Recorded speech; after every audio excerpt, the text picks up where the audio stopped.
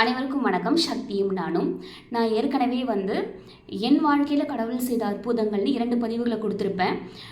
ஒன்று, என்னுடைய மகன் எனக்கு பிறக்கிறதுக்கு நான் என்னெல்லாம் செஞ்சேன் அப்படின்னு சொல்லிட்டு. மற்றொன்று, என்னுடைய கணவருக்கு அரசு வேலை கிடைப்பதற்கு நான் என்ன வேண்டுதல்கள் செஞ்சேன், என்ன செஞ்சேன் அப்படிங்கிறத பற்றி சொல்லியிருந்தேன் இல்லைங்களா. என் வாழ்வில் நடந்த அற்புதங்கள் நான் இந்த 2 விஷயம் தான் சொல்லியிருந்தேன். ஆனால் சொல்ல போகணும் அப்படின்னா, என்னுடைய வாழ்க்கையே, என்னுடைய பிறப்பே கடவுளுடைய அற்புதம்னு தான் நான் சொல்லுவேன். இன்றைக்கி உங்ககிட்ட நான் 2 விஷயத்தை ஷேர் பண்ண போகிறேன். வாங்க பார்க்கலாம். என்னுடைய பிறப்பு நான் ஏன் சொல்கிறேன் அப்படின்னு பார்த்தீங்கன்னா, எங்கள் அம்மாவுக்கு திருமணமாகி பல வருடங்கள் குழந்தை கிடையாது. குழந்தை இல்லாமல் இருந்துச்சு. உங்களுக்கே தெரியும், குழந்தை இல்லைங்கிற வலி எவ்வளோ பெருசு, அந்த கஷ்டம் எப்படிப்பட்டதுங்கிறது உங்களுக்கு தெரியும், உங்கள் எல்லாருக்குமே தெரியும் இல்லையா. அதே வேதனை, அதே கஷ்டத்தை தான் எங்கள் அம்மாவும் அனுபவிச்சுட்டு இருந்தாங்க. அப்போது அவங்க என்ன பண்ணாங்க அப்படின்னா, அவங்க போகாத கோவில் கிடையாது. அந்த மாதிரிலாம் கோவிலெலாம் போவாங்க, எல்லாம் செய்வாங்க. எப்படி நம்மலாம் செஞ்சோமோ அதே மாதிரி தான் எங்கள் அம்மாவும். அவங்க கடைசியாக போன கோவில் எதுன்னு பார்த்தீங்கன்னா, மேல்மருவத்தூர் ஆதிபராசக்தி. மேல்மருவத்தூர் ஆதிபராசக்தி கோவிலுக்கு தான் அவங்க கடைசியாக போயிருக்காங்க. ஆடி மாதம் பால்குடம் எடுப்பாங்க இல்லையா, அந்த மாதிரி நடைப்பயணமாகவே நடந்தே கோவிலுக்கு பால்குடம் எடுத்துகிட்டு போனாங்க. அப்படி போயிட்டு அடுத்த மாதம் தான் நான் அவங்களுக்கு நின்னேன், அதாவது அவங்க ப்ரெக்னென்ட் ஆனாங்க அப்படின்னு சொன்னாங்க எங்கள் அம்மா இது சொல்லியிருக்காங்க எனக்கு.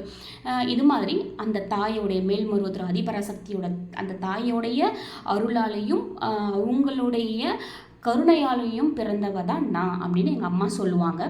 அதை நிரூபிக்கிற வகையிலையா இல்லை எப்படின்னு தெரியல, அவங்களுடைய ராசி நட்சத்திரம், அதாவது மேல்மருவத்தூர் ஆதிபராசக்தி தாயோடைய ராசி நட்சத்திரத்தில் நானும் பிறந்தேன். என்னுடைய ராசி நட்சத்திரம் அதுதான். இது என்னுடைய வாழ்க்கையில், அதுக்காக தான் நான் சொன்னேன், என்னுடைய வாழ்க்கையே என்னுடைய பிறப்பே கடவுளுடைய அற்புதம் தான் அப்படின்னு நான் சொன்னது. இன்னொரு விஷயம் இருக்குது. இன்னொரு விஷயம் என்னன்னு பார்த்தீங்கன்னா, என்னுடைய தம்பி, எங்கள் அம்மா நிறை மாத கர்ப்பிணி.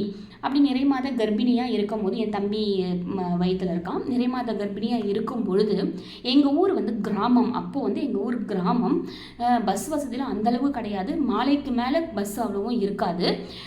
எங்கள் வீட்டில் இருந்து பஸ் ஸ்டாண்டுக்கு போகணுன்னாலே கொஞ்சம் தூரம்தான், நடந்து போகணும். இப்போ இருக்க மாதிரி வண்டி வசதிலாம் கிடையவே கிடையாது. நம்ம வீட்டில் இருந்து பஸ் ஸ்டாண்டுக்கு போகிறதுக்கே நம்ம நடந்து தான் போகணும். அதுவும் அந்த இரவு வேலைகளில் பஸ்ஸெல்லாம் வரவே வராது. இந்த லாரிங்கெல்லாம் போகும் இல்லையா, இப்போ இருக்கிற அளவு கூட அப்போ அந்த லாரிகள் போகிற அளவுலாம் கிடையவே கிடையாது. ரோடு, எங்கள் ஊரை பொறுத்த வரைக்கும் ரோடு நிசப்தமாயிடும். இரவுனா நிசப்தமாயிடும், எந்த ஒரு இதுவே இல்லாமல் ஆகிடும்.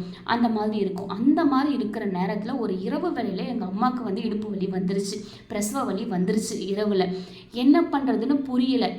எங்கள் ஊரில் ஹாஸ்பிட்டல் கிடையாது, மருத்துவமனை கிடையாது. மருத்துவமனைக்கு நாங்கள் பக்கத்து ஊருக்கு தான் போகணும். அப்போ என்ன செய்ய முடியும்?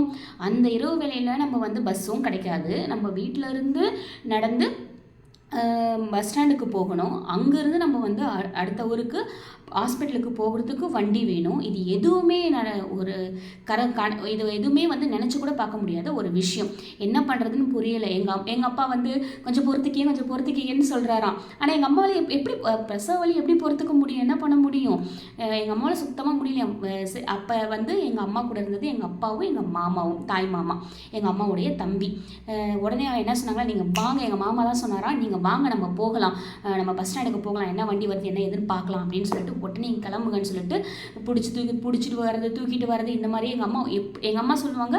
நான் வீட்டில் இருந்து பஸ் ஸ்டாண்ட் வரைக்கும் எப்படி வந்தேன்னு எனக்கு தெரியாதுன்னு சொல்லுவாங்க. எப்படியோ ஒன்று அப்படி இப்படின்னு பிடிச்சிக்கிடுச்சு, அவங்க வந்துட்டாங்க. இதில் இன்னொரு நம்ப முடியாத ஒரு விஷயம் என்னென்னா, வீட்டில் இருந்து பஸ் ஸ்டாண்ட் வர வரைக்குமே எங்கள் அப்பா மனசில் ஓடிட்டு இருந்தது வண்டி கிடையாது, வண்டி வராது. இப்போ நம்ம போகிறோம் இரவு அதான் பகல் விடிய போகிற நேரம், இரவுலேருந்து பகல் வர நேரம். இப்போ வண்டி வராது, எதுவுமே வராது. ஒருவேளை பஸ் ஸ்டாண்டில் போயிட்டு ஏதாவது ஒன்று ஆயிடுச்சுன்னா என்ன பண்ணுறது?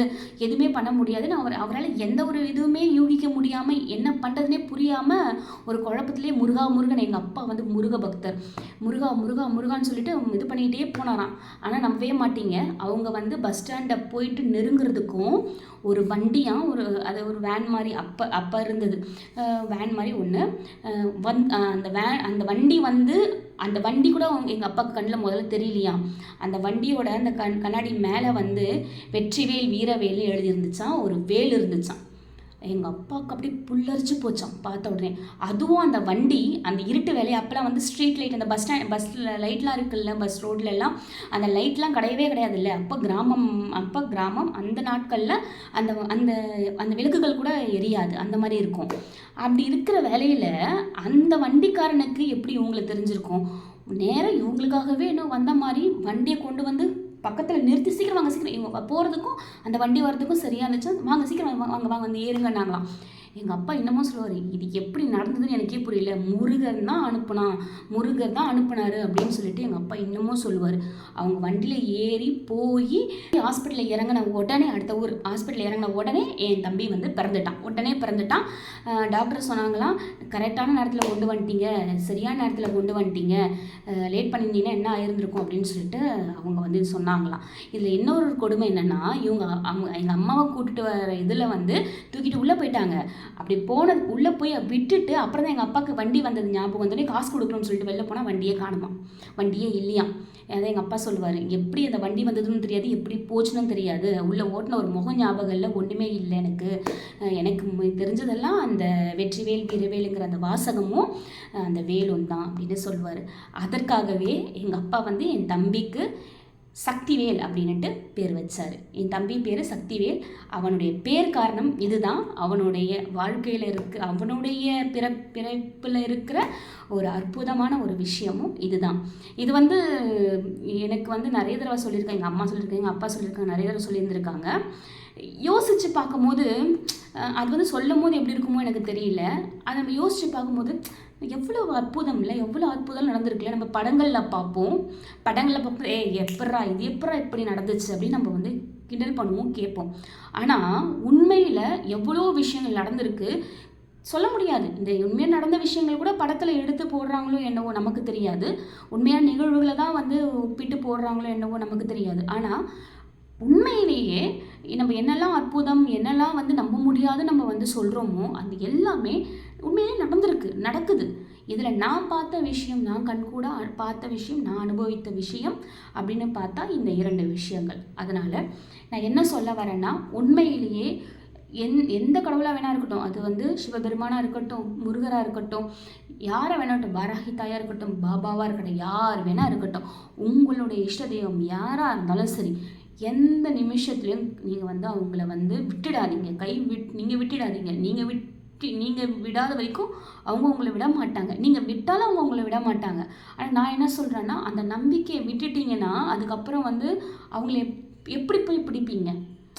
உங்களுக்கு கிணத்துல விழுந்திருக்கோம், ஒரு கயிறு போடுறாங்க, கயிறை பிடிச்சிக்கிறீங்க, மேலே தூக்க மாட்டுறாங்க, நம்ம கஷ்டப்படுறோம், தூக்கேன்னு சொல்கிறோம், ஆனால் தூக்கவே இல்லையேன்னு வருத்தப்படுறோம். ஆனால் அந்த கயிறை விட்டால் கிணத்துக்குள்ளே போயிடுவோம் இல்லையா? கயிறு நம்மளை ஒரு பாதுகாப்பாக ஒரு இடத்துல பிடிச்சது நாங்கள் வச்சு கொஞ்ச நாள் இருக்கிறோம் இல்லையா? கொஞ்சம் நேரமாக இருக்க முடியும் இல்லையா? கொஞ்ச நேரம் இல்லை, எவ்வளோ நேரம் வேணால் இருக்க முடியும் இல்லையா? நம்மளோட பிரச்சனை என்ன? நம்மளை மேலே தூக்கலைங்கிறது தானே. என்னைக்கு இருந்தாலும் தூக்குவாங்க. எப்படி கயிறு போட்டு அவங்க தூக்காமல் இருப்பாங்களா? கண்டிப்பாக என்னைக்கு இருந்தாலும் தூக்குவாங்க இல்லையா? நமக்கு கயிறு இருக்குது, நம்ம கையில் கயிறு இருக்குது, என்னைக்கு இருந்தாலும் நம்ம தப்பிச்சிடலாம், ஏறிடலாம் மேலே. கயிறை விட்டுட்டோம்னா உள்ளே விழுந்துட வேண்டியது தான். அதனால் இது எப்பயுமே மறக்காதீங்க, நம்பிக்கையோடு இருங்க, எல்லாம் நல்லதே நடக்கும். இதே மாதிரி எனக்கு நிறைய பதிவுகள் உங்களுக்கு கொடுக்கணும்னு ஆசை. இது எப்படி உங்களுக்கு வந்து சுவாரஸ்யமாக இருக்குமா அதெல்லாம் எனக்கு தெரியலை. எனக்கு இந்த விஷயத்த சொல்லணும், அற்புதத்தை சொல்லணும், அதனால தான் உங்கள் கூட வந்து நான் ஷேர் பண்ணிக்கிட்டேன். இந்த பதிவு உங்களுக்கு பிடிச்சிருக்குன்னு நினைக்கிறேன். பிடிச்சிருந்தால் கண்டிப்பாக உங்கள் நண்பர்களுக்கு ஷேர் பண்ணுங்கள். நன்றி. ஓம் முருகா.